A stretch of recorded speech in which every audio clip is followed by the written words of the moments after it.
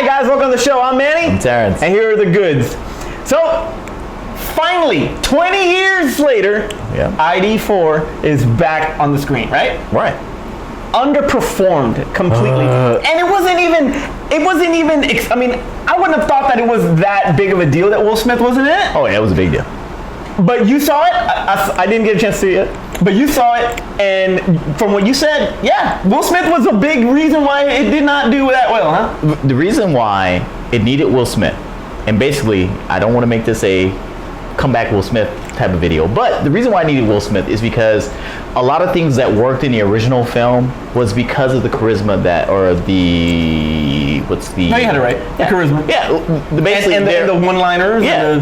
Him and Jeff Goldblum worked so well together on screen that's what made the hokiness of that original film go over so well. And then, whole the all-American is, we're gonna stand together, we're gonna wave flags. I'm surprised the movie wasn't directed by Michael Bay, but that's the reason why it worked. So when they try to do it in this film, you need somebody that has that type of charisma and to kind of offset Jeff Goldblum's awkward nerdiness. Right. And they didn't have it. They had stone-faced Liam Neeson, I keep saying it, Liam Hemsworth. Did he have a particular set of skills? Subconsciously, I keep comparing him to Liam Neeson because they basically they're all all day long on screen. That's what they are. It was like nobody has any jokes in them. So it had stone-faced Liam Hemsworth on screen, and it just didn't work for him. And even though they tried to sell us with Jesse Usher as being, Dylan Hiller, the son of Stephen Hiller, he was barely on screen. They've actually manufactured this whole little feud between him and Liam Hemsworth's character, which really made no sense because they got over it in 2 seconds. So it was just really, really pointless. So all I kept saying to myself was like, man, I wish Will Smith was in this movie. Well, it grossed over $40 million. I mean, it got second place. It lost to Finding Dory. It should have opened number one. But seeing that Finding Dory had already been out for a week, at least a week, right? It should have opened. It didn't have it. Finding Dory didn't have that bad of a decline its second week. So Independence Day, had to stick with the number two. It did over 100 million internationally. Now the thing needs to gross double the production budget, which was actually $165 million. Which means it needs to stay in the top 5 the next couple of weeks in order to make its money. For worldwide. Absolutely. Yeah. And with the success of Warcraft, it's a possibility it could do something a little bit better internationally. Because internationally they love sci-fi films. And now there's two points I want to bring out to you, okay? One is, did Fox make a mistake of not having it debut 4th of July weekend? Because July 1st is Friday, and then you got the 4th of July on a Monday. If they did not have that kind of confidence for it to go against the Legend of Tarzan and the BFG, I think that even they saw trouble looming. Well, I think what they were trying to do is that the second weekend will be 4th of July weekend. No, it'll be... No, you're right. Yeah, no, it is. Okay. So the second weekend will be 4th of July weekend. I think they were like, we'll get our money the first weekend, and then people will go see it for the holiday again. So they thought that they can double down on it by pushing it a week before. Kind of like how horror movies will, instead of coming out on Halloween weekend, yes, I got you. They'll do it the weekend before, right. And that's what they were trying to double down. It's like people will see it the first weekend, and then people will see it for the holiday. So they're trying to double down on it. Hopefully next weekend, with it being the 4th of July, maybe it will do better. Maybe it's it's not got good buzz with it, so I don't think so. It's actually gotten mixed reviews. Some people say that it's great, some people say that it's good, or they say that it's good, not great, and that the first one is better, obviously. It's the people who weren't familiar, or it's the younger audience who didn't see the original film, probably are the ones that are like, yeah, it's good, it's a dumb popcorn flick. And then the people who saw the original one, and we realized what we got in the original film is not what we got in this film, and those are the ones who are kind of iffy about it. So if we can get the younger audience who will go and see it for the holiday, then it will do really well over this coming weekend. It probably will stay in the top 5 this coming weekend. Oh, absolutely. But next weekend, I really don't see The Purge and The Purge is not and Tarzan and the BFG. Maybe the BFG might actually open at number 2. Maybe. Well, Independence Day sliding on number 3, maybe. It's going to compete with What's the other kids movie that's out right now? Dory. Yeah, it's going to compete with that. So that's kind of they're going to cut each other's throats. So now this is the first time that actually, I don't see BFG doing well. With the BFG, real quick, the BFG. Is the first time that Disney and Spielberg have gotten together, so it's a possibility. And then Mark Rylance, who does the motion capture for the Giant, just fresh off of his Oscar win for Bridge of Spies, that's a possibility it might do something. So, I mean, we'll see how it goes. But going back to ID4 real quick. Now, Will Smith was obviously, missing. Right. But there's some other notable missing cast members. Harry Connick Jr. There was not a Harry Connick Jr. type of person in there, and there was not a Randy Quaid type of comic relief in there either. Randy Quaid died, and Randy Quaid died. That's right. No, I'm thinking a type. Okay, but Randy Quaid type as far as comic relief, there was not Harry Connick Jr.'s character died too. type. Yeah, like, okay. As far as comic relief, I think Judge Hirsch is probably the closest thing to comic relief they possibly had. The dude with the gun and stuff like that. I walked in on a few scenes, and it was first of all. The special effects are freaking amazing. Oh, no, they're really amazing. And if this is the start of the next chapter here, you hit it spot on though. They Force Awakened it big time on it, but it was missing those comic elements that made the first one really good. The only thing that's saving it right now is the special effects and Goldblum by himself, him and Pullman. No, they actually tried to do the whole. And I can't remember the guy's name, but he was one of the script writers for this particular film. But the one who was, he was like, oh, you need to teach me how to use a gun, or you need to show me how to use a katana blade. That guy was that character from the original film. Yeah. So that's what they did, and because he was a sniveling character, like, oh, I kind of know what's going on, but you guys are gonna push past me anyway. You got to protect me. That's who that character was. Well, we'll see how it works the second week around. Now let's stick to space because we're talking about Transformers 5, The Last Night, and it is in space. It takes place in space. So my heart hurts talking about this. In Transformers 5 news, the logos have been out for 6, 7, 8, something like that. Yeah. So they introduced The Last Night. And then, so Last Night's 5, and Bumblebee movie is 6. 6, right? And then this random Autobot signal is 7? Something like that, yeah. Episode 7? Episode 7. Dinobots Awakens? Which was funny, is like they did the logos, and then like The Last Night has its Last Night logo, and then they just have like symbols for the other ones. With the rest of it. Kind of like Episode 8, like how it just had 8 on the teasers. It's so weird. It's kind of rippy-offish. But I hate this already. Yeah, and Tyrese, a couple shows ago we told you that Tyrese was actually, just lobbying for this part They need Tyrese back. They got him back. He actually is now on board and will join Marky Mark, the Funky Bunch, and Josh Duhamel. Can we get Shia back too? We need Shia back. That's when this one will be. If they get Shia back, I will go see this film. I just want to see Shia back. That's the main thing I want. What's really? Do you want Megan Fox back or Rosie Huntington-Whiteley? Whiteley, whatever it is. I'll take them both. If we're in more ways than one. If we're getting everybody back, then I'll definitely take them both. But what I was gonna say is that how are they gonna explain the missing of Shia if they do both the military guys? He was in school somewhere, or he already had a job. I don't know, but it would be great to have him back anyway. So I don't know. Keep your eye out for some more Transformers 5. Please just trash this trilogy. Just throw this franchise away. Just please. All right. Please. So actually the last show we had a top 5, right? And we were talking about costumes. And one of the things that he was talking about was the He-Man. You put He-Man in your top 5. I know, it's crazy that this comes out. So now this freaking top 5 news. So now this He-Man Masters of the Universe news comes out that Kellan Lutz wants to play He-Man. Psychic. I don't see it, man. I mean, the guy already tried to do The Legend of Hercules last year, and it completely bombed. Of course, Hercules doesn't have that big of a name, with the exception of The Rock. If Rock could make money on it. But I'm talking about, like, it was almost like, it was like that, I would rather see Lou Ferrigno as Hercules back in the day than Kellan Lutz, but now let's talk about He-Man. Bolo Young as Chinese Hercules. Look it up. neither could compare nor compete with Chinese Hercules. He's the superhuman beast of the East.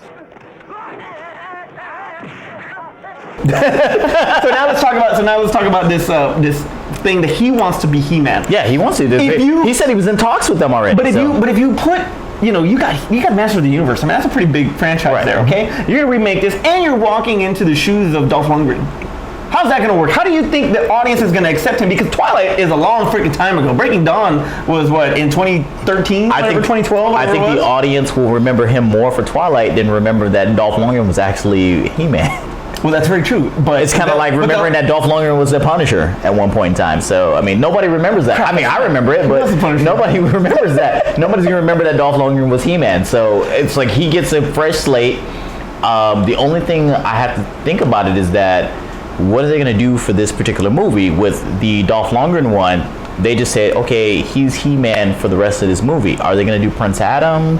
Are they going to do the back and forth change? They're supposed to do Prince Adams and really have the power. So we're going to see Eternia, and we're going to right. So this film She-Ra. That's funny. That's funny for the crossover. So this film basically has to be not only a fantasy movie, or not only a sci-fi film, but a fantasy movie at the same time. Because the whole Eternia thing was more fantasy, and then when we get into the technology of the whole He-Man franchise, and that's when we got with the sci-fi elements. And when they did the original film, it was more sci-fi than fantasy. They dealt with this whole space battle when aliens come and taking over. So I really want to see what they're going to do with this. But you have that whole thing where they go back through the portal. They come to modern day Earth. You got Courtney Cox in there and all sorts of stuff. For people who actually saw that movie. Yeah, that was a very long time ago. I don't think that's the case in this one. I think that it's a complete reboot of Master. Oh no, of course they're definitely going to do it. Now the thing is that Dolph Lundgren was a name. Sorry, Kellan, but you're not a name. You did Expendables 3 and you were barely in it. So, well, I mean, if you think about it, as Twilight's a big franchise, and to take I would not give that. I would have Triple H be He-Man. He's too old. You're killing my dreams here. He's too old, and he cut his hair. He cut his hair. Damn you, Triple H! Anyway, well, Hemsworth would be perfect, but he's already Thor. He can't do. Which He-Man is basically Thor. That's the whole thing about it, is that he would be the perfect He-Man. Yes, he would. But he's already Thor. But you know what? Hey, don't you have who's got two different roles that are like iconic? Chris Evans. No, Harrison Ford. He's Indiana Jones and Han Solo. But no, okay, so no. The thing is that. What I was gonna say is that the example was better with Chris Evans because he played two superheroes. With Harrison Ford, he played two different types of characters. But okay, so you're saying yeah, I guess you're right because He-Man and Thor are kind of similar. Mm-hmm. Yeah, I guess you're right. Okay, well, or Ryan Reynolds with the Green Lantern and Deadpool. Okay, that would actually be a little bit better. I think that one would be a little bit more in tune. Chris Evans as because Johnny as Johnny Storm was not. Johnny Storm didn't carry it. Johnny Storm was he was a bit player. Chris Evans was a bit player in Fantastic Four. He wasn't the main guy, as opposed to He-Man. Well, Thor and then He-Man are two central characters, so you can't. Or what I mean? Okay, think of it this way. But then he did the Huntsman, so you can't really. Well, I mean, you know what I mean? Because the Huntsman and Thor are also. I was going to think of Red Sonja. I was going to think about Red Sonja. Yeah, Conan. Because he didn't play Conan in Red Sonja. He just played. He might as well have been. It was Conan. It was Conan. But these guys know. Technically. You guys remember even Red Sonja? Okay, if you guys have seen Red Sonja, look it up. Look it up. Google it, Red Sonja. Basically, Arnold Schwarzenegger played another barbarian in Red Sonja, but he was not Conan.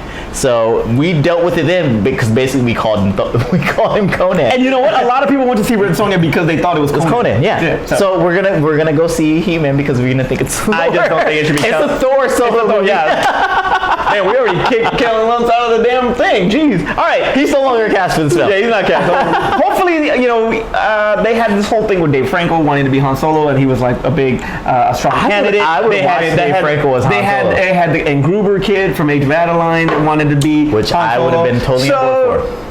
So this might be one of those cases where Kellan Lutz is in talks, but he hasn't gotten the role yet. So who knows? I'm curious to see it. I would love to see He-Man back on screen. We want Thundercats and his Silverhawks. Oh God, I can't wait to see that happen. So sticking to that whole fantasy thing. Okay.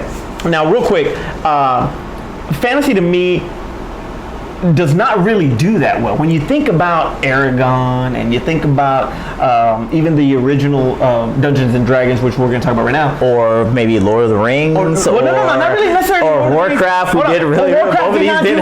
Warcraft didn't do well domestically. So Dungeons and Dragons is going to be remade, and it's going to potentially star Ansel Elgort from, I hope I said that right. You got it. From the Fault in Our Stars and Divergent series, right. They're looking at him to be the lead in this for Dungeons and Dragons. Now, if you guys remember the old Jeremy Irons and Marlon Wayans. Oh God, it was so bad. It was horrible. I'm not a Dungeons and Dragons fan, and that movie was bad. So that's why, and Dungeons and Dragons is a board game, so it's technically a game of a game adaptation. Let's just talk about Dungeons and Dragons. All right, so you see these old fantasy movies, like I said before, and even Warcraft. Now you brought up Lord of the Rings. That had some really good content. It's a spin-off from The Hobbit, right. and you had some. Wait. Well, yeah, okay. From the stories. Well, not a spin-off, but it's a sequel to The Hobbit, and so you have this really strong following with that. Dungeons and Dragons doesn't have a following. Wait. Especially if they're going to go. Dungeons and Dragons has a great following. Compared to Lord of the Rings and The Hobbit? Yes. No. Yes, people have been playing Dungeons and Dragons for longer than I'm talking about, but now, in today's time, I think that part, you want to talk 20 years too late as far as Independence Day, but look at Dungeons and Dragons. So this is what I'm talking about. So I don't see that it doesn't have enough substance that Tolkien's novels did for Lord of the Rings and The Hobbit. Okay. So I don't really see that being that good of a movie, regardless. I mean, Ansel Elgort is a decent actor, and he did great in Fault in Our Stars, but he can't carry that type of, thing, that type of project, and elevate it to the level of a Lord of the Rings. All they gotta get is basically the screenwriters for Game of Thrones. And I'm glad you brought and have them write the Dungeons and Dragons movie, and basically go ahead and bring Khaleesi and bring Jon Snow into the Dungeons and Dragons movie, and then we'll sell it as a Game of Thrones movie, and that's what it needs to be. It needs to be a Game of Thrones. Thank you, movie. And that's what I was gonna say is that you gotta have that freaking type of not really graphic, but that type. It's gotta be more serious. The tone has exactly. Kind of like how Warcraft did. I thought Warcraft was gonna be like really kiddish, and it was really serious, and I don't want to say dark, but like when I saw a lot of the battle scenes, I'm like, I didn't expect this. There was some good battle. That's a Braveheart type. Yeah, I didn't expect this for a video game movie. And how about better acting though? Paula Patton, I'm sorry. You're still hot though.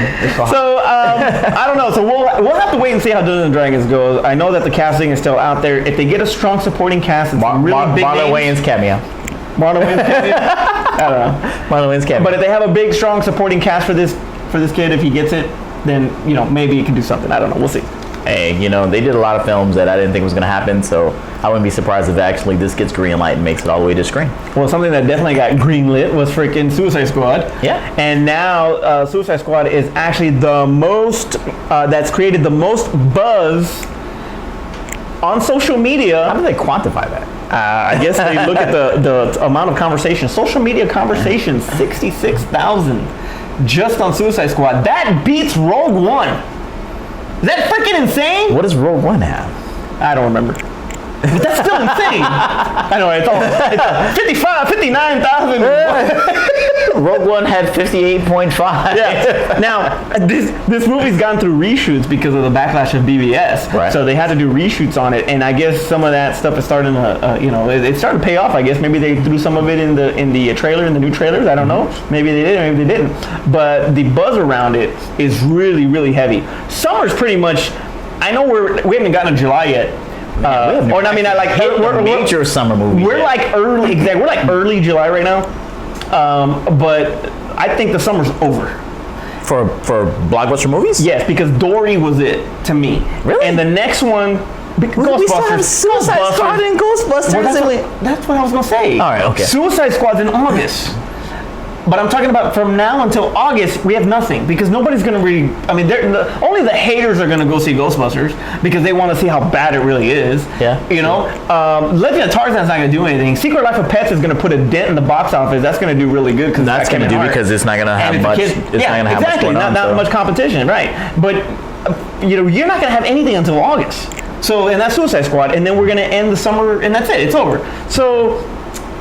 That's why I say that this is why it's gotten as much buzz. And then with the Ultimate Edition, which is Warner Brothers might have gotten a lot of crap for BVS, but from a marketing standpoint, if you really think about it, the home video, the home media and all that's already striking so much conversation for the Ultimate Edition in the summer that it gets you even more pumped up for Suicide Squad.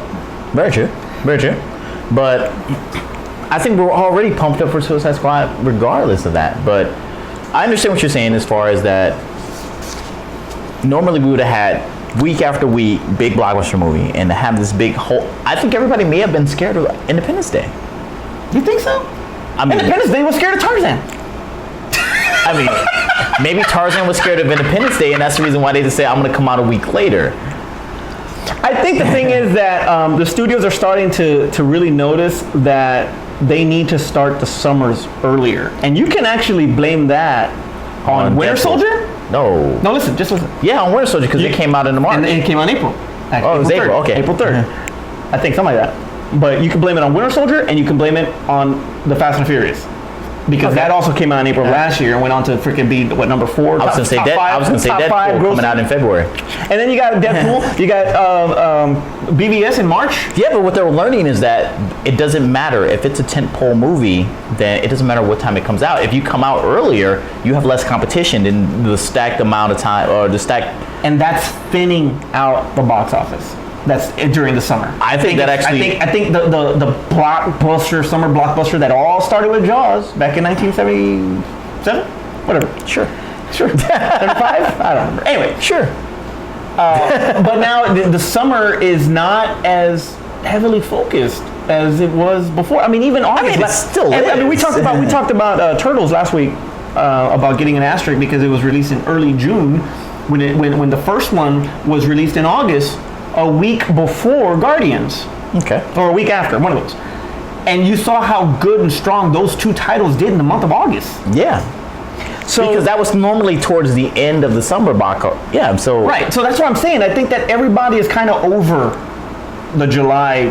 I think even June. I don't even think June's that big of a thing. Except I mean Jurassic World did last year. I mean, June 12th. But you just start seeing that, like you said, they're not really caring about if they're these tentpole movies. They're releasing them at a decent time. Yeah, early. Like I said, it's less competition. You don't have to worry about being stacked, because a lot of times where a film would do really, really well if it had no competition, like if it had no, like, think of Star Wars. Star Wars is in December. It has no competition for the rest of the winter. And it does, Star Wars is going to do great anyway, but because it has no competition, it does even better than what it would normally done. So to get it out away from all the competition, to push it out earlier, to push it out later with these big films, it gives them more time to make money, it gives them more time to breathe, less competition, and in a spot where nobody would have been at the theater anyway, the studio can make a lot more money doing that, so they don't have to double stack. I really hate the fact that what's a good example? Well, real quick though, you said episode 7. Yeah.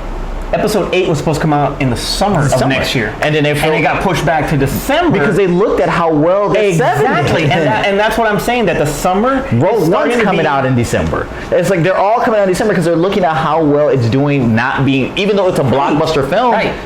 It does better if it doesn't have a competition. So and I mean, but we talked a while back in another show. We talked about like Titanic was originally supposed to come out in the summer, and they pushed it to December, and it's the number 2 movie of all time. So Avatar's 1. Yeah. So I think about it. What's number 1? Avatar.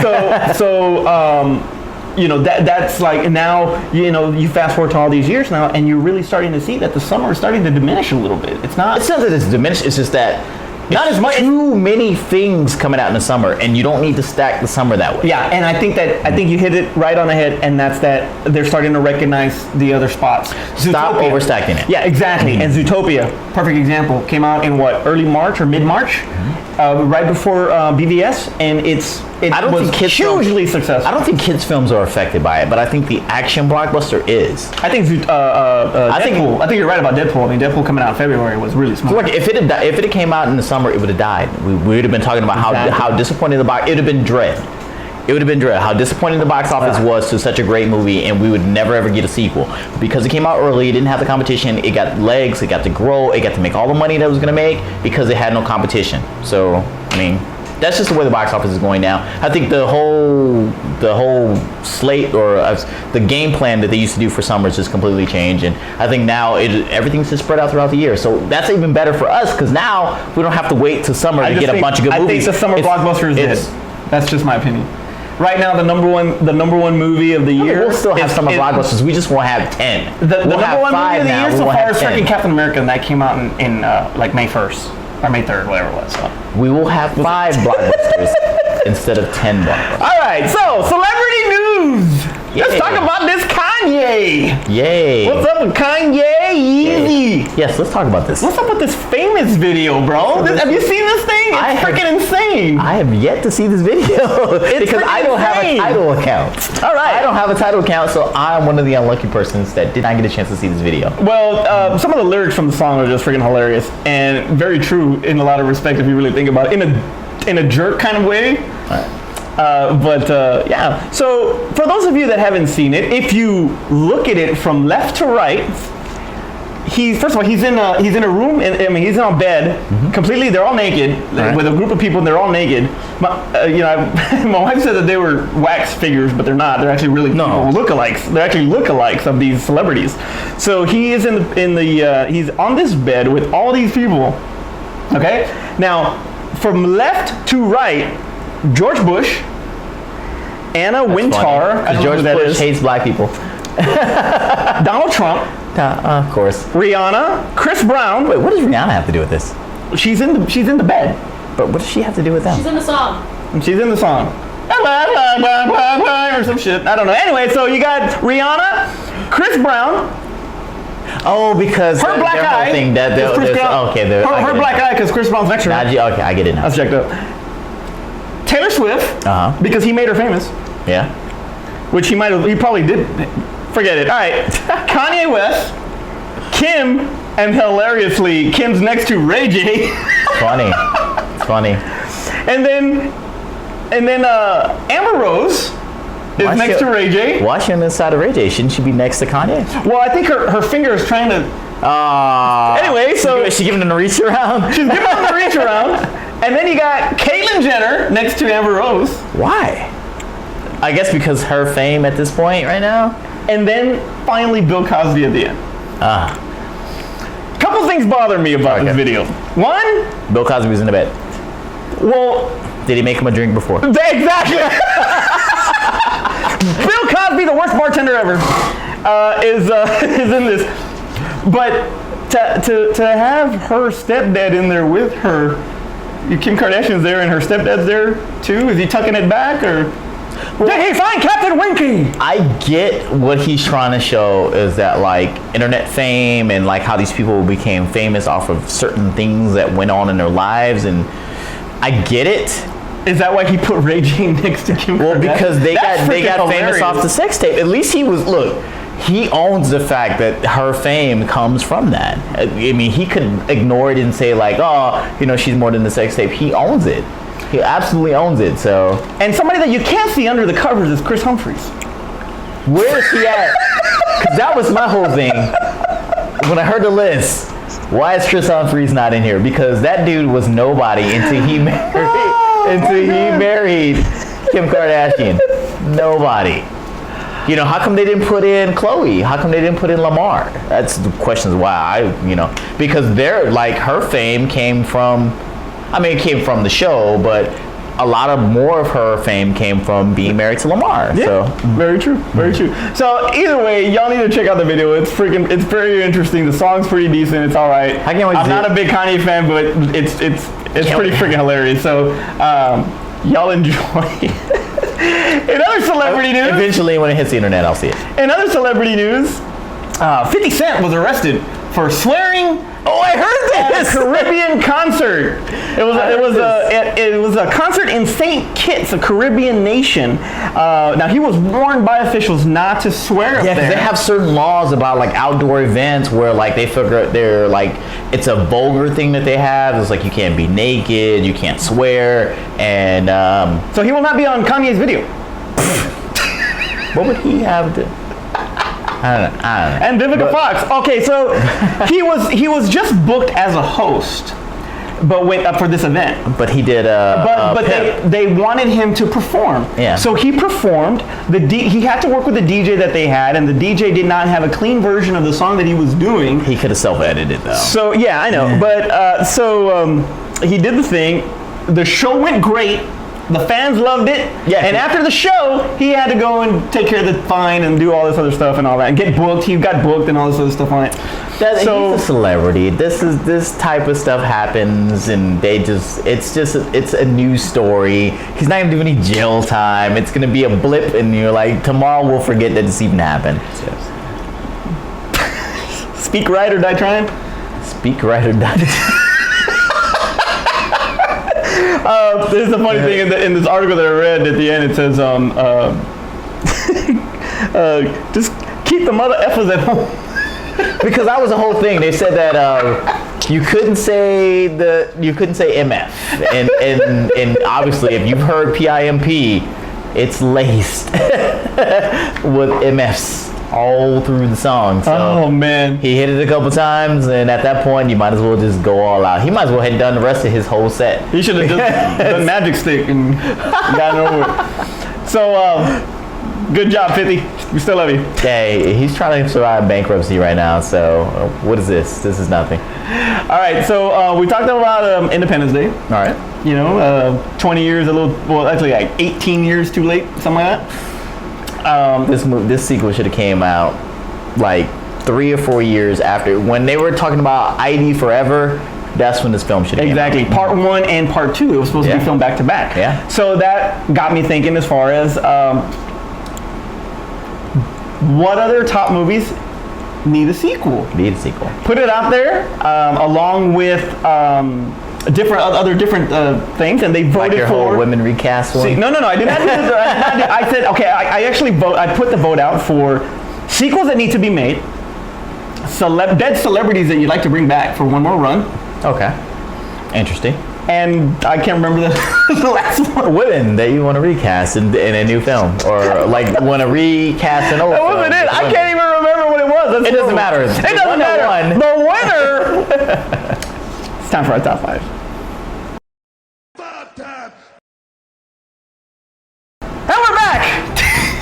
And we're back. All right. So this week's top 5 are the top 5 movies that need a sequel, or sequels that need to happen, whether it's a part 2 or part 3, part 4, whatever it is. So, Tex! All right, so I had a lot of films that actually need sequels. Things where like it kind of left us at a point where we thought we were going to get a sequel, but we never actually got the sequel. So when we come to the honorable mentions, I probably got I got a lot of honorable mentions that we're going to talk about. But my actual ones that made the top 5, we're going to start there. So number 5, District 9. So this is one of those films where like you loved it. District 9.5. That's a different movie. That's a different movie, yeah. Don't Google that. But this is one of those films where it left off. It really left you thinking that we were actually going to get a sequel. But because the film was, people hated it, or it was one of those films where like there was no in between. So, but I think that what it established in the film, in the first movie, or in the movie, that it deserved to get a sequel to kind of continue on with that mythos that was going on in District 9. So I think that it does deserve one, and hopefully one day we'll actually get it, because the people who do like this film really love this film. I was okay with the film. I was actually one of the few people that were in between, but it deserves a sequel. But you wanted Chappie. I hate Chappie. Number 4, Unbreakable 2. I think where they left us off at Unbreakable with them both kind of realizing who they were in the universe. Shyamalan in his prime, man. That was a damn good movie, actually. It should not be directed by Shyamalan. I'm going to say that right now. But it was good movie. I don't think he's lost his touch. That was the end of his good films. That was the last good film he made. Bruce Willis was not Bruce Willis in that movie. No, Samuel L. Jackson and everything, and Bruce Willis. That's something else. Yeah, something else. He wasn't the very charismatic Bruce Willis that we always see. He was kind of like downplayed. He was a straight man. He was kind of like, he was a Shyamalan character. To be honest, all the Shyamalan characters were kind of like soft. They just exist. It really looked like a graphic novel.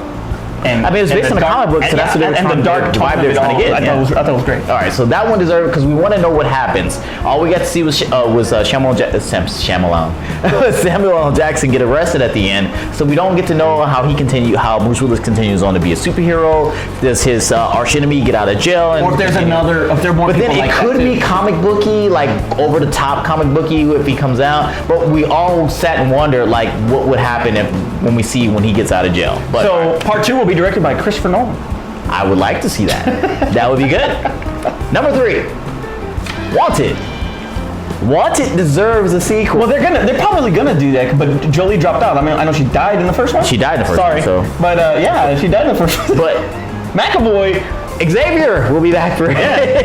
Professor X will be back for it. So I think now with his level of stardom with the X-Men films, I think they're primed to do a sequel with, because that movie got sold on Angelina Jolie. and rightfully so. Yeah, no, she was in her prime at the time. So now that McAvoy is such a star in Hollywood, coming off the X-Men films, I think this would be another franchise that he can now take his name into that. Right. And it's like he can own this franchise, and I think that where they left it with his character, that they have a lot more to tell, especially with the comic books to go into it. All right. Number 2, Dredd. Dredd needs a sequel. Absolutely. Dredd needs a sequel. Dredd needs a sequel. I don't even have to sell you on the movie. Dredd needs a sequel. Does Dredd need a sequel? Dredd needs a sequel. Okay. There's nothing else to be said. This film should have got a sequel. This film should have done better when it first came out. Poor marketing, poor fan following, because everybody didn't want to see a remake to what they thought was a Sylvester Stallone movie. Absolutely. And that hurt it. If they'd have sold it as being its own thing, it would have done better. The marketing would have been better. But because the movie was so great, it needs a sequel, and I hope it actually gets a sequel. All right. Number 1, The Last Starfighter. The Last Starfighter? All right. We're in an age. Oh, Cloak and Dagger. No. All right. We're in an age of video game movies. And that was the epitome of a video game movie in the 80s. We were just out in the 80s, we were just getting to a point where like Tron. Yeah, like Tron had come out. We were really getting into video games. That was the peak time of video games. It's like we were really getting into video games. Tron came out. Last Starfighter came out. A person he was great at a video game. Basically pixels. Basically pixels, yeah, pretty much. But we're gonna do better in pixels because this won't have Adam Sandler. This won't have Adam Sandler. But the concept of the film will work. If you think of like Gamer and Call of Duty and Gamer and Pixels and Pac-Man and stuff like that, this film can work. And I think that where they left it off, where it was like he saved the universe, I don't want to say reboot because I think it captured what it needed to be, and I think we do this character later on. It was like maybe somebody dusts off the cabinet. Where does this video game come from? Or it's like I remember playing this video game. I remember when I saved the galaxy. It starts all over again. Does it again. Does it again. Not bad. All right, so that's my top 5. All right, that's pretty good list there. Son. Even though pretty you guys don't know what Last Starfighter is, look it up. Google it. Number 5 for me, True Lies 2. No, that does not need a sequel. True Lies needs to happen. They had a franchise in their hands. Arnold Schwarzenegger could have easily gotten out of the Terminator business instead of doing freaking Genesis. He could have been already a True Lies 3 or 4. It was Harry Tasker. You wanted 3 or 4? I'm saying the franchise. Absolutely. He's a freaking secret agent, whatever, with Tom Arnold, with Jamie Lee Curtis. I mean, they had really great chemistry there. I think that was a franchise waiting to happen. If Cameron was on board for at least a sequel, a part 2, but everybody's awesome. old now. Right. But I will still do it. Everybody's old. I would love to see True Lies 2. Arnold's old. Whatever. Arnold's old. Everybody's old. Number 4.